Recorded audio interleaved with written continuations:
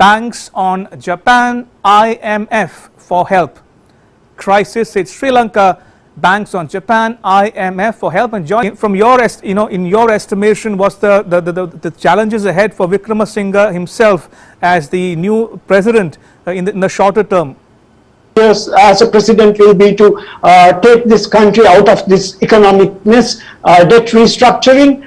So when debt restructuring comes in, there will be job cuts, tax increases that will hit businesses as well as the general public, and to move people out of poverty, as well as there are about 5 million people vulnerable at this point due to this situation. I mean, there's food scarcity in these people. They will be having 1 meal per day. So how to make 3 meals per day for them, and all these elements are the key factors that the new president and the new government will face, as well as how Sri Lanka looks, because India is the only nation that stood by Sri Lanka with a $3 billion neighborhood first extension. So that's very much, yeah.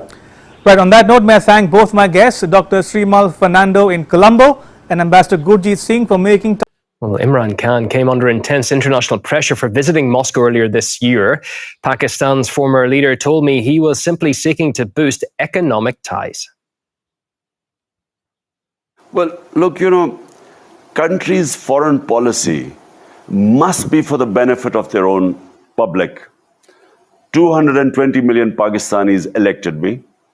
My priority had to be what is good for them. Is it actually going to work? If a deal is reached with the IMF, would that be the economic lifeline the country needs to save itself?